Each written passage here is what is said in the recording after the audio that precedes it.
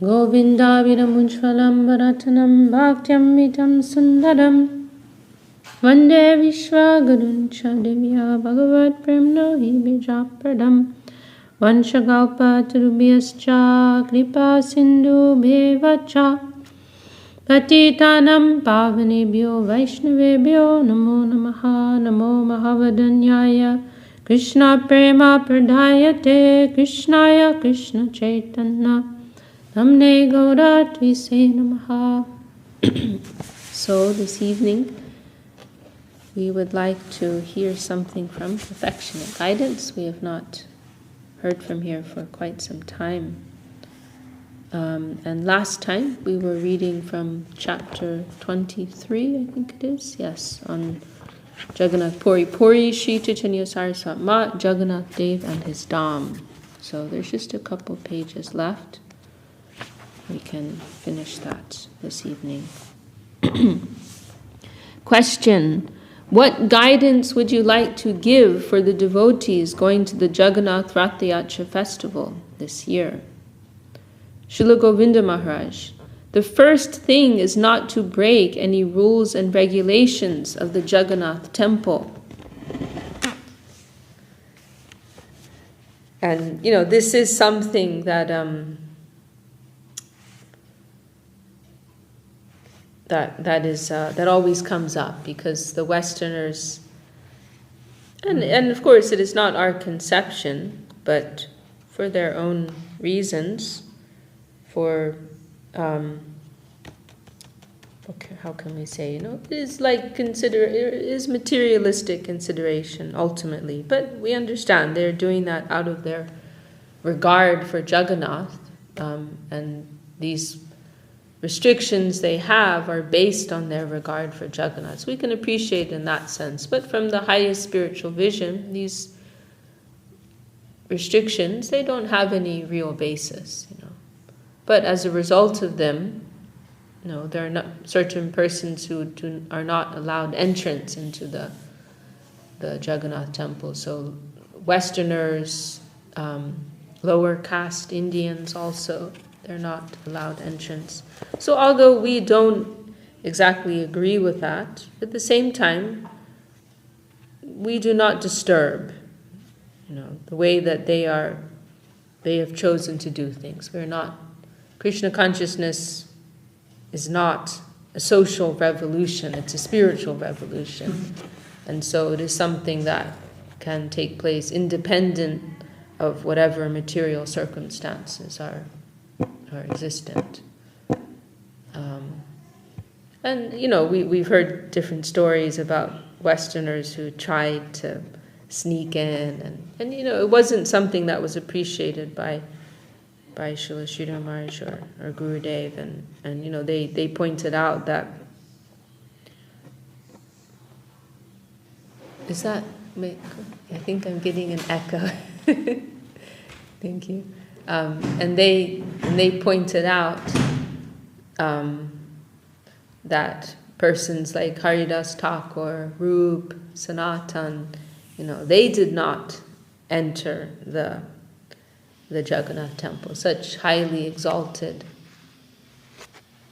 devotees, they did not have the audacity to try to go to oppose those rulings. Not only that, but they took great extremes not to disturb the servitors of Jagannath, and especially in the case of Sanatana Goswami, he would not only not go to the Jagannath temple, but he would avoid walking on the path where the pandas, the servitors of Jagannath, would walk, in case they felt disturbed in any way by him walking too close to them. So to that extent, and there's the incident in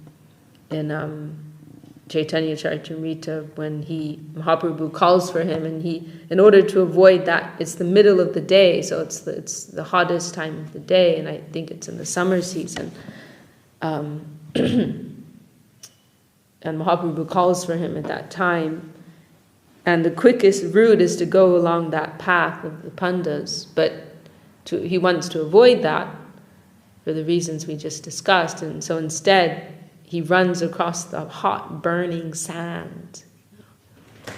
So, and that was something Mahaprabhu appreciated, and that was something Gurudev was actually, he expressed his surprise about, that Mahaprabhu encouraged Sanatan.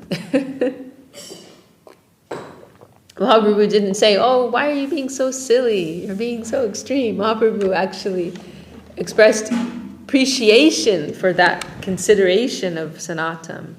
And there's that verse there that Mahaprabhu chants, saying that Vaishnava etiquette, it is the ornament of the devotee. He tells Sanatan, "You are so great, you can purify the three worlds, but observing these customs and etiquette,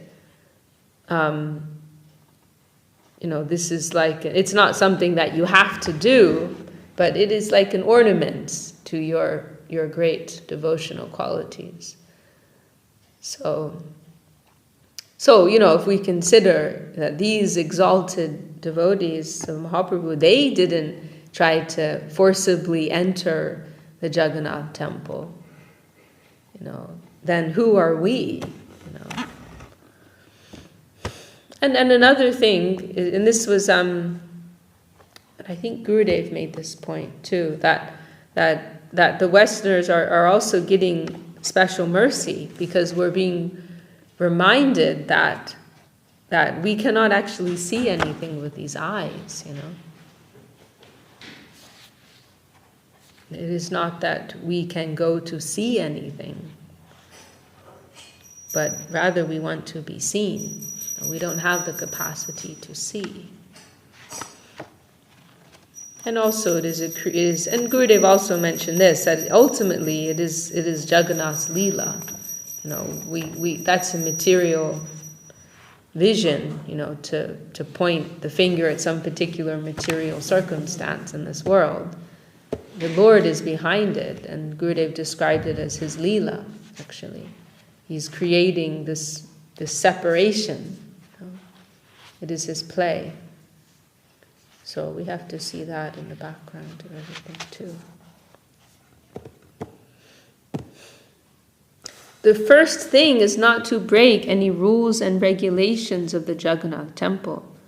They will humbly try to see the places of the pastimes of Mahaprabhu and his associates, such as Srila Haridas Thakur, Sri Ramananda Rai, Sri Swarup Damodar, Sri Raghunath Das Goswami, Sri Sarvabhauma Bhattacharya, Sri Gadadhar Pandit, Sri Jagadananda Prabhu, Sri Paramananda Puri Goswami. So Gurudev is listing all the places that devotees can go.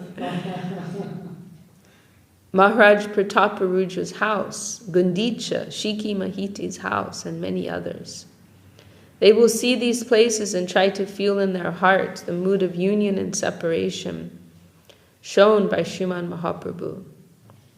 And they will offer prayers to the associates of Sri Chaitanya Mahaprabhu. If they cannot go inside any of the places, then they can see these places from outside. Question: we have heard it is recommended that a visitor to Vrindavan should stay just 3 nights so as to minimize his chances of committing offenses. Does this recommendation apply to Sri Puri Dham also? Srila Govinda Maharaj, in fact, this is not actually so. If the devotees will go to Vrindavan and follow the mood of Srila Rupa Goswami, Srila Sanatana Goswami, and Srila Raghunath Das Goswami, they can stay in Vrindavan, but they should not go there for business or for the Loi Bazaar shops.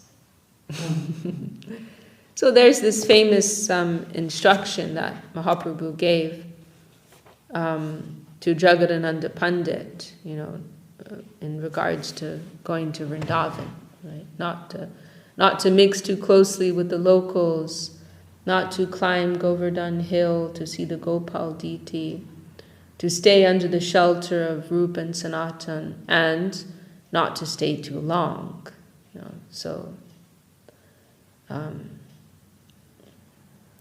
To avoid committing offenses in such a such a sacred place. But Gurudev's pointing out here, that's a general instruction. And if someone can go there with the proper mood and exclusively for service, not for their own enjoyment, then they don't need to follow that advice.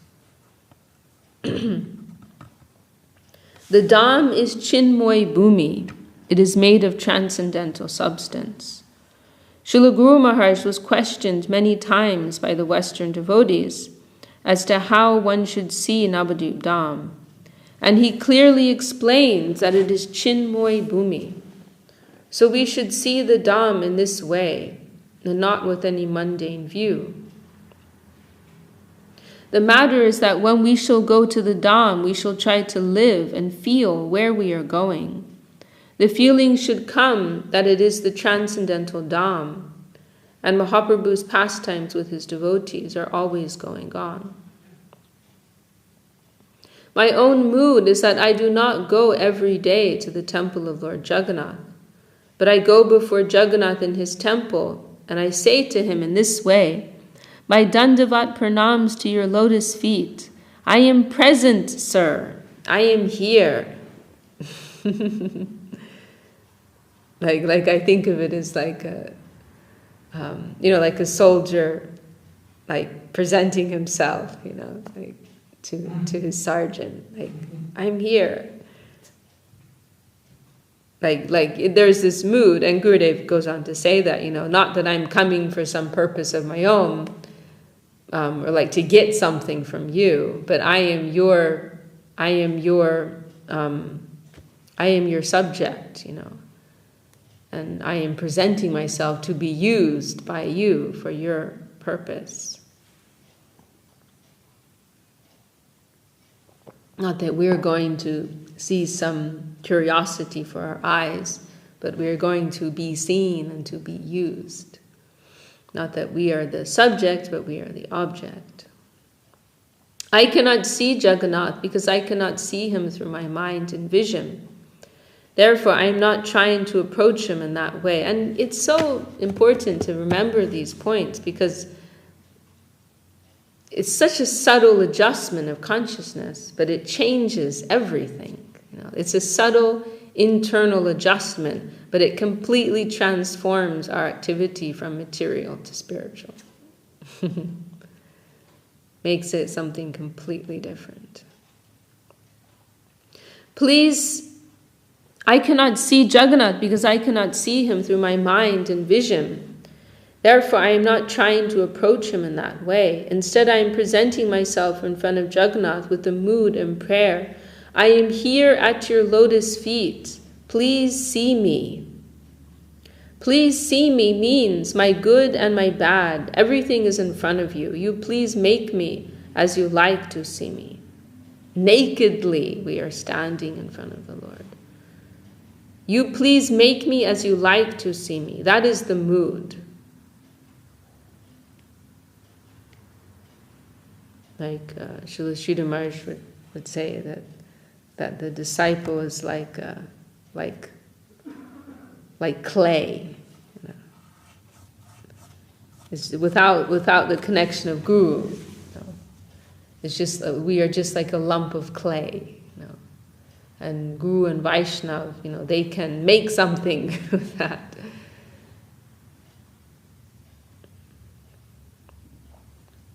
That is the mood. Then I do parikrama and then return to our ashram by the ocean to stay under the lotus feet of Shri Shri Nitai Chaitanya Dev. It is my advice to everyone not to behave like a businessman with Sri Jagannathdev, not to approach him in the way of, I am paying my dandavat pranams. Give me this, give me that, make my son good, my wife good. No, we shall pray like Prahlad Maharaj. Yadi dasyasi me kaman vadam tvam vadadarshaba kamanam hridya samroham bhavatas tu vrne varam. If you want to give something to me and you are eager to give, then please give me this, that I shall not be again within the illusion of desiring anything. My only desire is that you bless me to not have any desire. Please don't permit me to ask you for anything again. Please demolish that type of desire from my heart. This should be our prayer, and this is Ananya Bhakti, exclusive devotion in Shantaras. When devotees will go to see Lord Jagannath during the time of Rath Yatra, they will see his deity, no doubt, and they will pray, Jagannathdev, if you want to give anything, please give devotion. We will make this our desire, and not anything of mundane form. In the mundane plane, whatever good or bad will come to us will come according to our karma. We will not involve our Master and Lord with that. In the mundane plane, whatever good or bad will come to us will come according to our karma. We will not involve our Master and Lord with that. Question. Upstairs in the devotees' quarters adjoining our temple is a large new room for your divine grace, and you occupied it for some time. However, last time you were in Puri, you returned to your previous quarters downstairs in Sevak Bhavan. Why was that? So they made some new room for him, but he returned to his old place. Srila Govinda Maharaj, downstairs in Sevak, this is in Puri, downstairs in Sevak Bhavan, which is like the guest house where most devotees would stay, I feel much peace of mind. I am readily accessible to all. I can see all the comings and goings of the people. And there is a nice garden outside. But upstairs in the temple accommodation, I cannot see who is coming or going, and I cannot meet with the devotees so readily. Gurudev, he really liked to stay in touch, with the, like closely with what was happening in the temple, and to be there for the devotees. His room in Navadvip, you saw his room in Navadvip, right? And he had a like a lower window, so where he was sitting, he had like a direct view of practically the whole mat, because it was like a central pathway in the temple. So like the kitchen's on the left, and then on the right are the temples. So, and also the front gate. Could he see the front? Maybe he could even see the front gate. Maybe not quite. Not quite. But right next to, so you would see who was coming in if they went that way. But anyway, like one of the busiest pathways in the temple was in his direct line. And he would watch, he would watch. And the evening parikrama would always pass by around his room as well, several times. So then he would watch, He was very alert, very attentive to everything that was going on.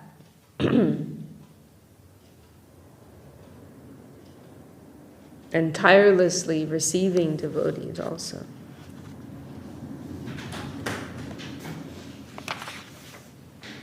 If we invite anyone, they may feel a little trouble to climb the stairs.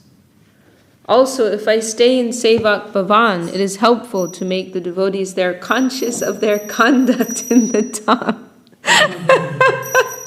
Because he knows if they're conscious, oh, Gurudev's there, then they're going to be more careful. He had one cane. He had a cane. He would use a cane, and it would make, like when he walked, especially when he went down his stairs in Calcutta, it'd make like a sharp sound, and so I think it was Ishabandhu, Prabhu, Sadhupriya, and maybe Manasa, who they got, people use these like rubber, what do you call them? Feet? Yeah, something like that, rubber feet, like as a buffer. so that it wouldn't make a noise. They gave that to him, and he didn't like it.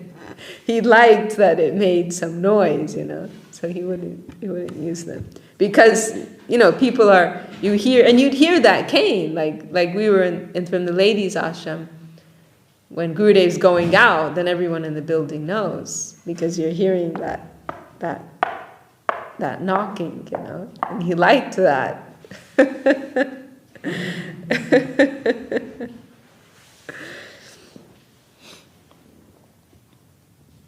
Also, if I stay in Sevak Bhavan, it is helpful to make the devotees there conscious of their conduct in the Dham. There is also plenty of space for devotees and guests to sit and meet with me. For these reasons, I moved back to Sevak Bhavan, so that I can serve my Srila Guru Maharaj in a better way. It's so wonderful. Like Gurudev wasn't having a comfortable ride.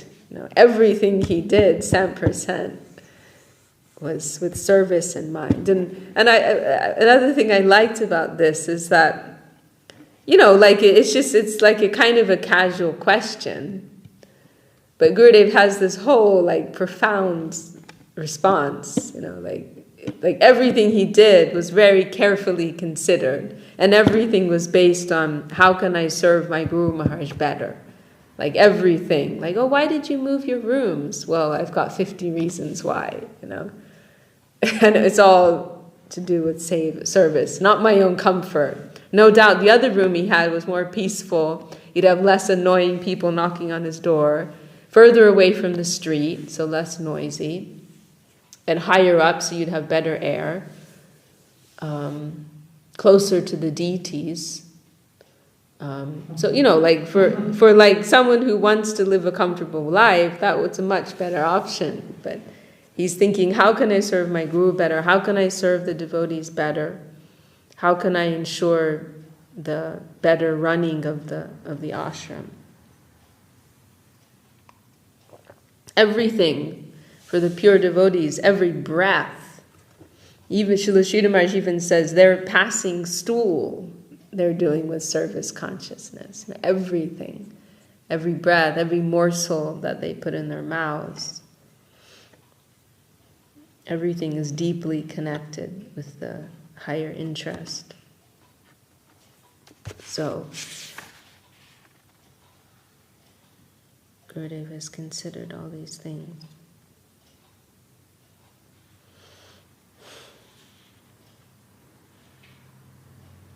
They made, in Calcutta, they made that new building, and they had a more comfortable and larger space there for Gurudev. And he hesitated. I don't remember how long, maybe it was a year. And then everyone else started moving over, like the sannyasis, and they had rooms there, and they started moving over. And Gurudev, he didn't want to go, He waited till the last minute for health reasons. Calcutta. The building that we visit, the building where the deities are, that's where Gurudev's original room was, his quarters. And that's where the deities are, that's where all the actions taking place, the kitchen. But then they made this newer building, and it was, more spacious. It was better for his health. And so, really in the end it was to please the devotees, But he delayed and delayed, I remember Bhakti Lalita moved over, and Goswami Maharaj moved over, and he would ask them, is it good over there? What's it like over there? And he was very happy in his, it's like a small place, that his older friend. It's a small, much smaller space. But he was never motivated by comfort. There was one recording I came across where he was talking about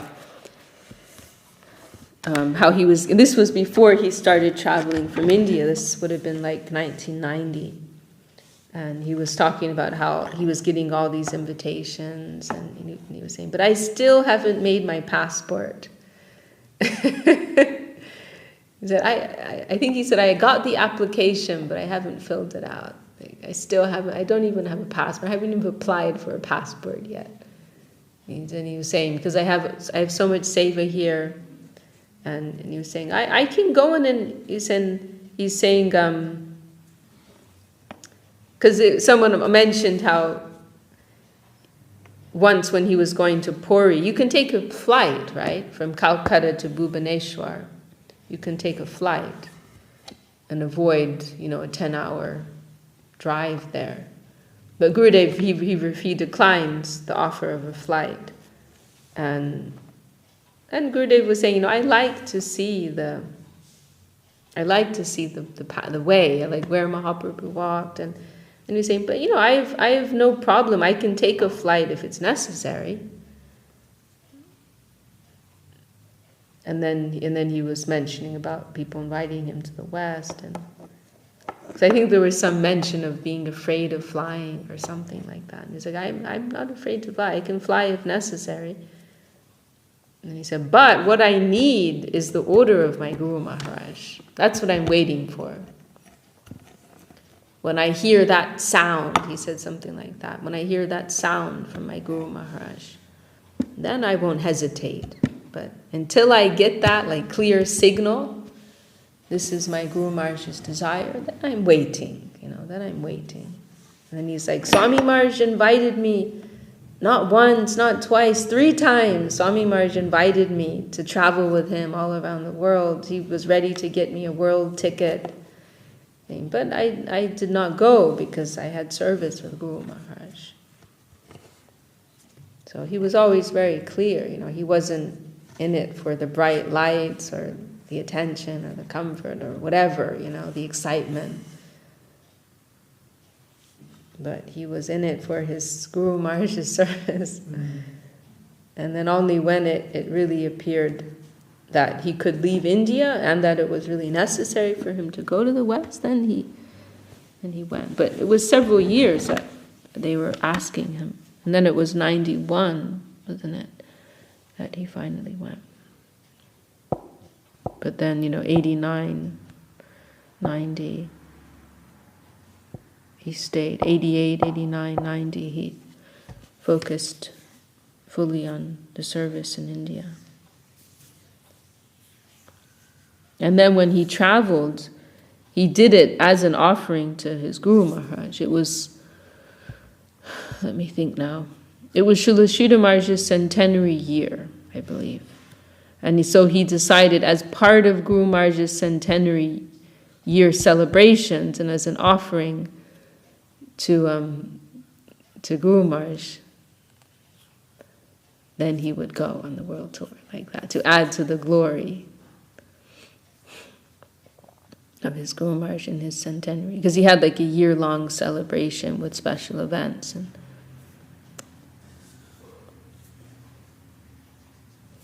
we're so blessed, to see like a real devotee walk amongst us, and to see, because you can hear in the scriptures, oh, pure devotees are like this and pure devotees are like that, and sound all your trumpets and la di da di da. But to actually see in real life how they do things in day-to-day matters, what type of decisions they make, it's so eye-opening, so purifying, and so inspiring. Very rare. Very rarely do people get an opportunity to... Yeah, extremely rare. In everything that they do, in every word, and literally every word that they make, and every action that they take, there's a teaching there. Yeah. To be in the presence of that, it's so powerful.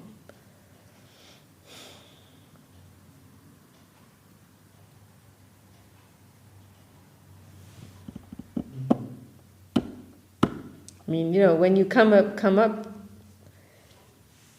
when you see that, what else can you do but to try and follow that too? You have to join the cause. I'm going to try my little bit.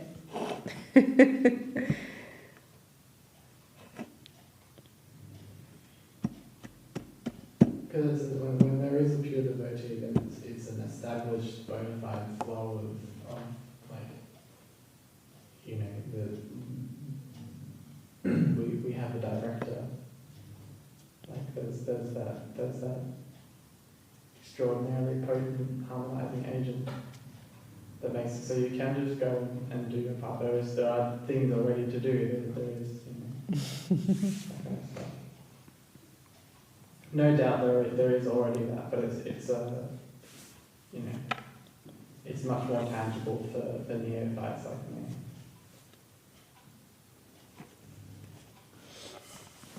me. Jai Shri Bhakti Sundar Govinda Dev Goswami Maharaj Ki Jai. Okay, we can stop there.